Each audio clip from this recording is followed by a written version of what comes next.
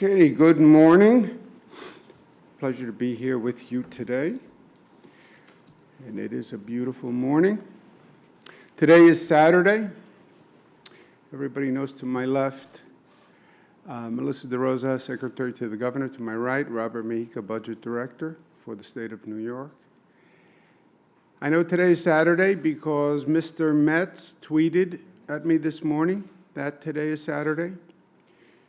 He is the Mets mascot, so it must be Saturday. I also know today is Saturday because I'm not wearing a tie. That is a cue to me to understand that today is not Saturday. Today is Saturday of Memorial Day weekend. It is day 84. Yesterday, a number of my young superstars said to me, this is Memorial Day weekend coming up. And we've been working for 83 straight days. Maybe we do something different. Maybe we take a day off, is what they were trying to suggest. I said, okay, tomorrow I'll stay home. So I am at home today. I never said I wasn't going to work, but I said, tomorrow I will stay home. And I am at home today, but we are working, yes, 84 straight days. When the COVID virus takes a day off, we will take a day off. It's very simple. We're in the New York State Executive Mansion. It's not really my home. It's the people's home. It is the residence for governors in New York. It's a great old house. It was built in 1856. The state acquired it in 1877. They were building the state capitol, which was going to finish in 1899. Which was and is really a beautiful architectural masterpiece. And the governor's residence is just a stone's throw from the state capitol. And the two work together. The capitol was the place for business, and the governor's residence was the place for social events and for gatherings and to entertain legislators.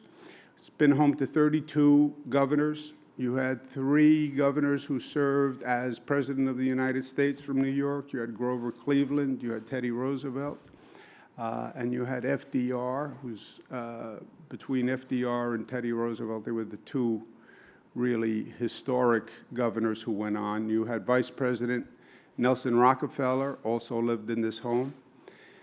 But it's very much a museum, and it is beautiful. I don't know that you can fully appreciate it today, but we have great artifacts in this home. We have the wheelchair from FDR that he used when he was in this house. It's the wheelchair that he also would go into a pool, which is in the back of the house, which was a pool that he exercised in. It was very important for FDR, obviously, to keep his upper body very strong. He was holding himself up. And swimming was his exercise, and that's his wheelchair. We have a great portrait from FDR that hangs in the drawing room. We have a great bust of Teddy Roosevelt, which was done by Baker, who is an extraordinarily gifted artist, and that's here. We have great art all through this home. The New York State Museum provides art, but we have pieces by Durand here, by Frederick Church. And it's just, you can't appreciate the scope of the home, but the whole first floor is just magnificent. It can hold several hundred people, and we do a lot of good work here. My mother did a restoration of the mansion back to the historical, accurate portrayal when she was here, and it's still basically very much the same way. So it is beautiful. It's open to the public. We have a website that people can go to, and it's really worth seeing. On the numbers today, the news is good news. It has been good news, but every day is a new day, and it's good to see it continuing. The number of hospitalizations are down. The change in hospitalizations is down. The intubations is down. The number of new cases, new COVID cases walking in the door, which is a very important number, that's down. And the number of lives lost is down to 84. 84 is still a tragedy, no doubt. But The fact that it's down as low as it is really overall good news. I had a conversation with a healthcare professional once, and I said, you know, what number should I be looking for to get down as a bottom number on the deaths? And the doctor said, it wasn't our health commissioner, he said, if I were you, I would look for 100. You want to be below 100. And I said, why 100? He said, well, people are going to pass away when they're ill, and often it's pneumonia or it's something else. But if you can get under 100, I think you can breathe a sigh of relief. When he said this to me, we were in the hundreds and hundreds, and getting below 100 was almost impossible. But I made a little note. You know, you need something in life to shoot for. You need something to aim for. And it's not official. I don't even know if it was 100% accurate. But in my head, I was always looking to get under 100. And we're under 100. Doesn't do any good for those 84 families that are feeling the pain. But for me, it's just a sign that we're making real progress, and I feel good about that. We've been talking about reopening and how we proceed with reopening. It's been different in different regions all across the state. We have criteria all across the state that applies to every region. There is no variance in the criteria region from region. There is no political difference. There is no local differences. What's safe in Buffalo is safe in Albany, is safe in New York City. And I want people to know where we are with these criteria, and that's why they're on the website, and I encourage people to go look at them every day. They are controlling what's happening. This is all a function of what people do. This has nothing to do with government, nothing to do with anything else. This is what people do. And New Yorkers have been great in understanding the situation and responding. In the Mid-Hudson area, Westchester, Rockland, Dutchess, Orange, Putnam, Sullivan, Ulster, we have met the criteria for the decline in number of deaths. That was the issue that we were having with the Mid-Hudson region. The only open issue is we have to train tracers. No region opens before it's ready to open. To be ready to open, you need the tracing and testing system in place. Mid-Hudson region, we have identified the right number of tracers. They now need to be trained. It's an online course. I spoke this morning to the representatives of the Mid-Hudson, the county executives, and I said, look, we have a choice. If we can get them trained over Memorial Day weekend, we can reopen on Tuesday. You can do these trainings online. Many of them are government employees, and we agreed, and I thank the county executives and supervisors. We agreed to ask people to be trained Saturday, Sunday, Monday, and will open in the Mid-Hudson on Tuesday. So that is good news. Long Island, the number of deaths are dropping. If that continues, we also have to get the tracing online. But at this rate, we could open by Wednesday if the number of deaths continues to decline and we get that tracing up. So that is also very good news. Memorial Day weekend is here. We opened up the state beaches. We asked people to socially distance. This is Jones Beach yesterday, and people were great. People were great. They're doing what they're supposed to do, and I thank them very much. In terms of testing, we stress this, and we should. Just because you are not showing symptoms does not mean you do not have the COVID virus. About a third of people who have the virus never have symptoms, so they never know that they have the virus. But you can still spread it if you have it, even if you don't know you have it. So that's one of the insidious elements to this virus.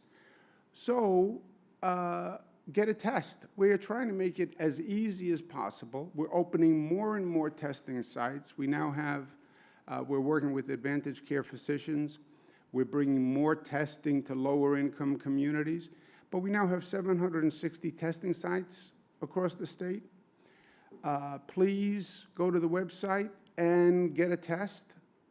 It protects you, it protects your family, it protects everyone. And we've made it as easy as possible, but we do have many sites that have more capacity than they're now doing tests. If you have any symptoms, get a test. If you were exposed to a person who turned out to be positive, get a test. If you're a frontline worker, get a test. If you're a healthcare worker, get a test. If you're working in a grocery store, you're delivering products, you're public facing, get a test. If you're a region that's opening up, get a test.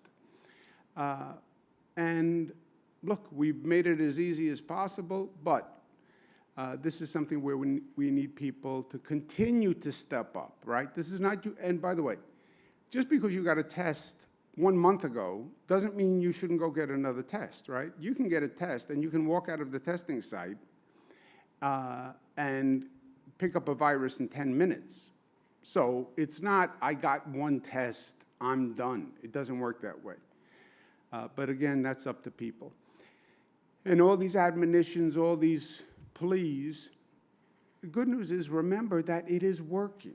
What we are doing is working. You look at the New York curve, you look at how low it is, you look at the number of deaths, you look at the decline. Compare that with the rest of the nation, where you still see the rest of the nation's curve going up. So it is working. And what are we doing? It is the social acceptance and culture of being New York tough, which is smart. Smart. Smart is get the test. Smart is protect yourself. Smart is risk reward. Don't put yourself in a situation where it's not worth it. If you can stay home, stay home. If you don't have to go into a certain store, don't go into a store. We're united, we're disciplined. This is all about discipline now. This is doing the same thing we did the day before, even though it's day 84. And it's showing respect and love for your family and for society and operating that way. And again, it's working here in New York because what you're seeing across the rest of the country, many other states, you're seeing the numbers go up. They're talking about a possible second wave in the South, which may have reopened too fast and too aggressively. They're talking about a higher number of deaths in California. How these counties reopen, how states reopen, they can make all the difference. 24 states suggest that you may still have uncontrolled spread, right? So don't underestimate this virus. We know that it can rear its ugly head at any moment. But what do we need to do? It's not rocket science. Wear a mask, wash your hands, socially distance, use hand sanitizer, but most of all, wear a mask. I am telling you, those masks can save your life. Those masks can save another person's life. And the most astonishing fact to me, all through this, that the emergency room health professionals have a lower infection rate than the general population.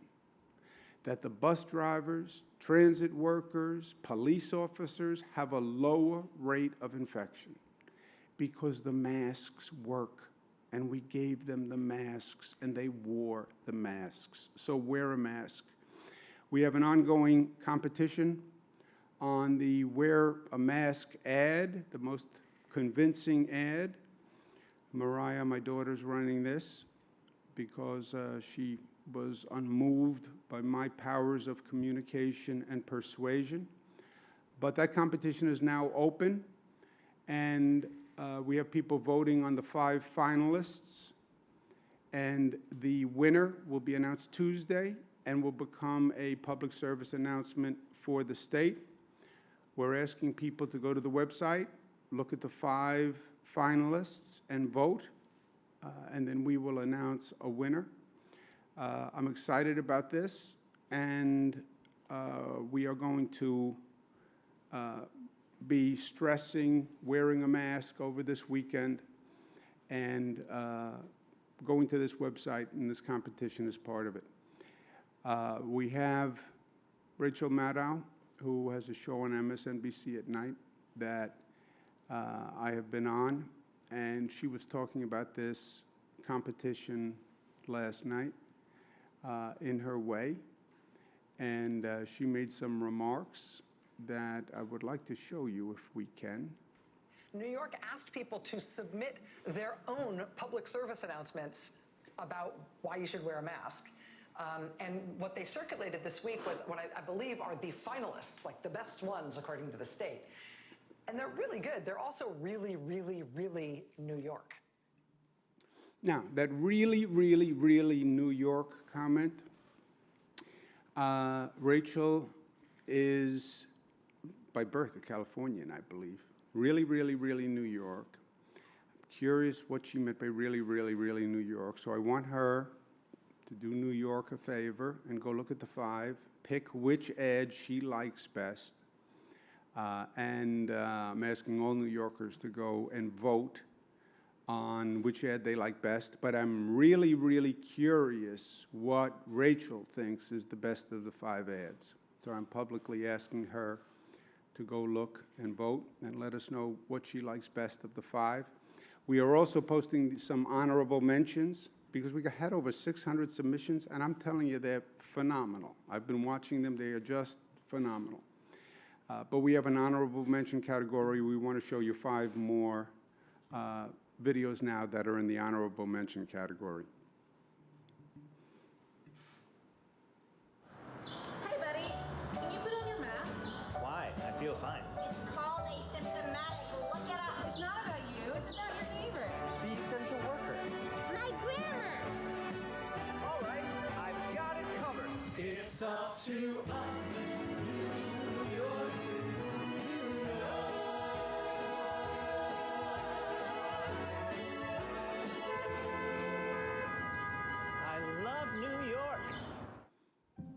I wear a mask when I go grocery shopping. When I take the subway. Every time I leave the house. I wear a mask for my friends and neighbors. To help others feel safe. Because I don't know if I'm carrying the virus. Ich trage eine Maske para cuidar a mi madre. My roommates. For my family members who are immune suppressed. To protect essential workers. For my sister who's my best friend. The people at the laundromat. I wear a mask to flatten the curve. We're in this together. For all New Yorkers. In hopes that you will too.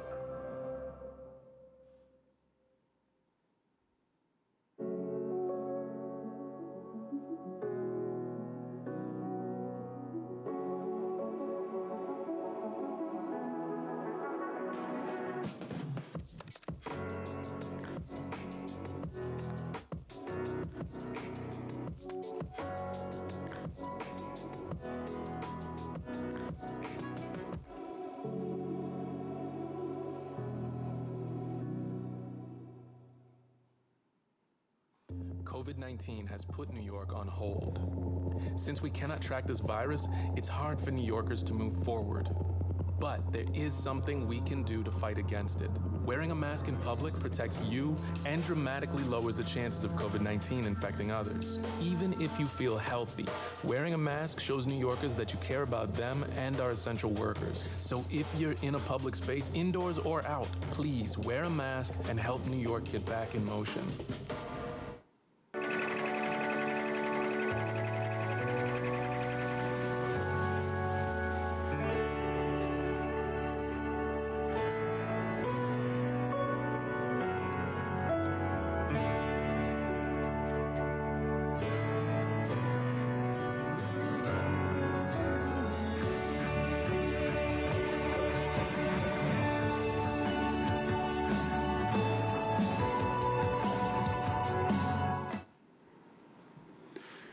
Okay.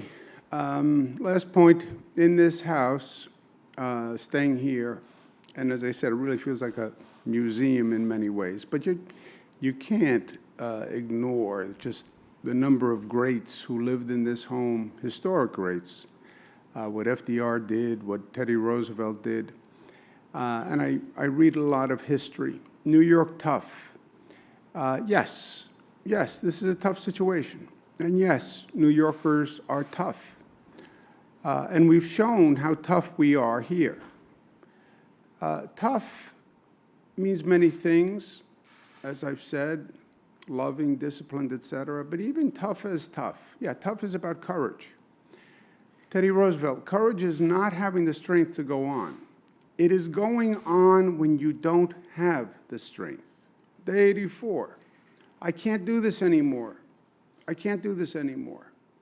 We have to do it more. We have to continue to do it. And this new normal, we're going to have to do it for a long time. They're talking about the fall. They're talking about a possible second wave. We have to get back to activity. But we have to do it in a different way, a smarter way, maybe a better way when all is said and done. And that's courage. And Teddy Roosevelt was a tough and leaned into being tough. He liked being tough, Teddy Roosevelt. He liked being physically tough. Teddy Roosevelt had a boxing ring built on the 3rd floor of this house, a boxing ring. And he would challenge the legislators during the day to come box with him in the boxing ring on the 3rd floor at night. Can you imagine that? Governor says to a legislator, come, we'll go into the boxing ring. I think that's how they got the budget done at the end of budget session. Any discordant voices, come to the mansion and we'll go to the boxing ring. But he was tough in that sense, Rough Rider tough, physically tough, pushed himself. My father was governor of New York, lived in this house for 12 years as governor, served as governor. He had a different version of tough. He was more of the loving definition of tough. He was more of the inclusive definition of strong, that strength was in unity, and strength was in community, and strength was in giving and selflessness, and strength was finding the commonality among people and connecting among people. That's his sense and his definition of toughness. This nation at its best is at its best only when we see ourselves, all of us, as one family. And he brought it back to the metaphor of a family, that what is society, what is community? It's a family. You're a family. Just treat each other's as you would treat your own family members, sharing benefits and burdens. That was his version of tough. So you can have a number of iterations of the same concept, but the concept is right, and that concept is New York. Questions? Governor, the Associated Press did its own count and found more than 4,500 recovering COVID patients from hospitals were released into nursing homes under the state directive that was in effect for nearly two months. What did your state survey numbers show on this, and why 2 weeks after the survey are you not releasing the results of the survey? We had 68,000 hospitalizations. So the 4,000 number would be a subset of that. And I don't know what information we have that we haven't released at this point. Do you know? No, I don't think there's any information that we haven't released at this point, but I just want to reiterate once again that the policy that the Department of Health put out was in line directly with the March 13th directive put out by CDC and CMS that read, and I quote, nursing homes should admit any individuals from hospitals where COVID is present. Not could, should. That is President Trump's, CMS, and CDC. So I know that there's been a lot of discussion on this topic. There are over a dozen states that did the exact same thing, many of whom were concerned about hospital capacity. At the time, everybody remembers the projections were well into the 140,000 hospital bed range, whereas we started out with, I think it was about 50,000. And so obviously any death is an unfortunate death, and even when you look at in comparison to other states, New Jersey has 5,522 confirmed nursing home deaths, whereas New York is 3,094, Massachusetts 3,755, Connecticut 1,487. It's been a national and international tragedy that everybody has had to grapple with, and it is something that we're trying to learn from every day and move forward. Yeah, actually, let me just comment on that. Look, we're in a political environment here. I get it. I understand it. I'm a big boy. I can say all day long, I refuse to politicize this discussion. And I have not, and I will not, because I represent Democrats and Republicans and independents and atheists and short people and tall people. And the politics makes no difference to me. I have no political agenda. I have no political aspirations. There's no politics here.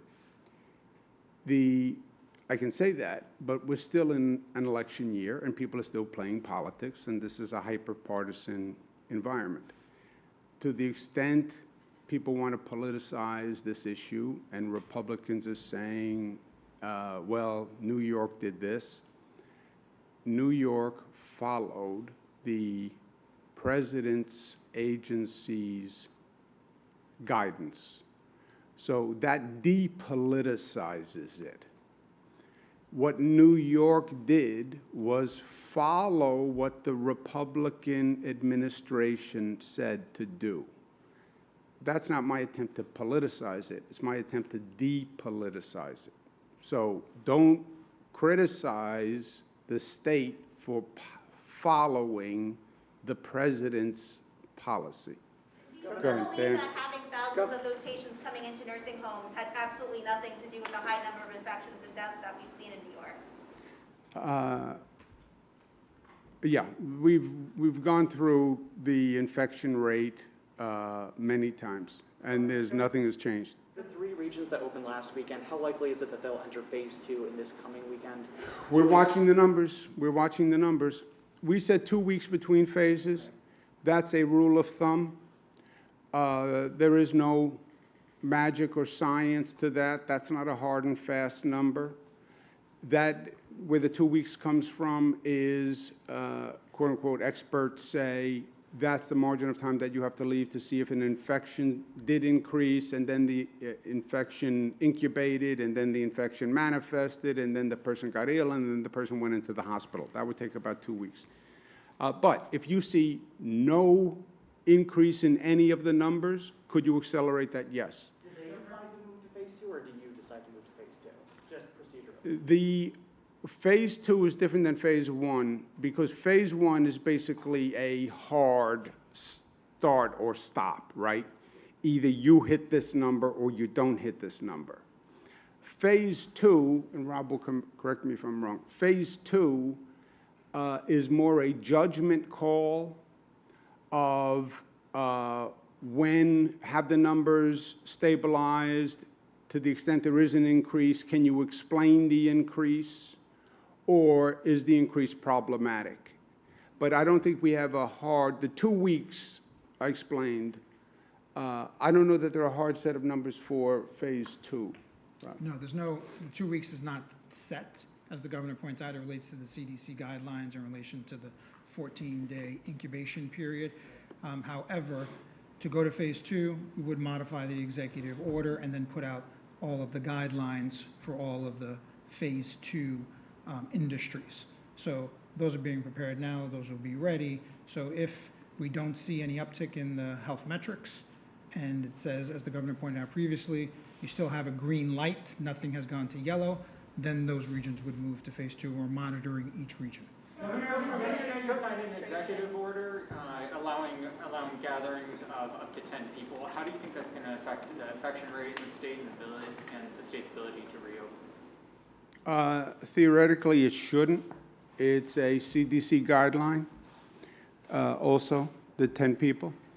Gatherings up to 10. And look, it's the same answer to all of these questions, right? It depends on how people act. You can have a safe gathering of 10 people. You can also have a wholly unsafe gathering of 10 people. You can have an unsafe gathering of 3 people. You can have an unsafe gathering of 2 people. It only takes 2. Or you can have a safe gathering of 10. You know, it depends on what people do. Did you feel pressure to make that move due to the night flu lawsuit that was filed on Friday? I didn't even know about a lawsuit on this one. You did not know about the lawsuit before? No, and look, on any given day, if we don't have 3 lawsuits, something's going wrong. Governor, just because at this rate you can have a gathering of more than 10 people, should you be having a gathering of more than 10 people? Can you say it again? Just because the executive order says you can have a gathering of up to 10 people, should people be gathering in that? No, look, this is the whole point. All of these are measuring risk, right? Risk reward. My daughter Michaela's here today. Risk reward. It's one of my constant lectures. Is it worth the risk? 2 people is a risk, 3 people is a risk, 4 people is a risk, 5 people is a risk, 10 people is a risk. The risk keeps going up. Any one of those people could be infected. Any one of those people could be infected and not know it. Any one of those people could be infected, love you to death, and still give you the coronavirus, and then you could give it to someone, and it could kill someone. So is it worth the risk? You have to make that judgment. That's why I'm saying it has nothing to do with government at the end of the day. What is my role as governor? I have a whole operational role, get the hospitals running, get testing, get tracing, et cetera. But vis-a-vis people and the virus spread, I just give them the information and then say, please, here are the facts, please exercise diligence and judgment, please, please. And here's what happens if you don't. And here are the facts, and now you weigh the risk reward. But if you don't have to be with a group of 10 people, don't be with a group of 10 people. It doesn't mean, okay, governor signed an executive order up to 10, let's now have a party of 10 people. No. Governor, considering the rising rates... Last one, Mr. Jesse, go ahead. Considering the rising rates in highly populous regions like Los Angeles County, Illinois, Texas, places that do a lot of travel in between New York and those locations, is there anything that you are considering, like future measures, to stop that second wave, considering that those regions seem to not have this under control? If you're asking, would New York now quarantine against people coming from other locales into New York because they could be bringing a virus here? I don't think, first, mobility is way down, right? You have less tourism, less business travelers, et cetera. So on the numbers, I don't know how big an influx it is. Also, Jesse, I don't know that legally one state can bar other states from entrance, and I don't think it is good policy. I know when the shoe was on the other foot, there was talk of other states saying, well, I'm going to quarantine against New Yorkers coming here. I thought it was wrong then, and I think it's wrong now. Excuse me, let me just finish your question, Jesse. Go ahead, Jesse. Can I just finish? Can I finish Jesse's question, please? I guess the only follow-up is there anything in the toolbox? Is there any, I don't know, cutting down on flights from places like that to kind of prevent, or what sort of thinking are you going through in order to prevent a second wave? Well, look, the second wave, you can have people who come from outside and infect your population, right? That's how we got here in the first place. Where I'm really outraged is how we got infected from Europe when nobody told us. It was all about China, and we're all looking to the West on people coming from China, China travel ban. Meanwhile, it came from the East, and it came from Europe. And nobody ever said, watch out for those European travelers. They could be bringing the coronavirus, because by the time we closed down China, the virus had already left China and was in Europe, and then we have 3 million Europeans come. That's how this happened, which is still mind-boggling to me, that with all these global health organizations, with all these global health experts, public health experts, federal agencies, whole alphabet soup, nobody realized that the virus had left China and gone to Europe? And nobody realized that people from Europe were then traveling all over the world and bringing the virus? And nobody realized that planes from Europe land at JFK in Newark Airport? I mean, that is still, to me, mind-boggling. But that's how it came here in the first place. New York, a state government does not have the capacity. Look, I couldn't have done anything about it anyway, except yell, right? Legally, the state can't close its borders to European visitors. That's a federal action. I don't believe a state can close its borders to other states. I believe legally that would be challenged, and I'm not even sure the federal government could do that. So I don't believe there's a state role in setting borders.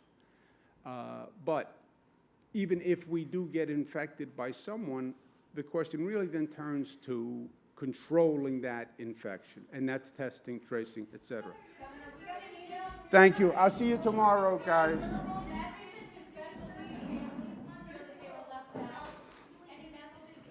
We'll go through it tomorrow. I will talk to you tomorrow. Save the questions and we'll do it. You'll go first tomorrow.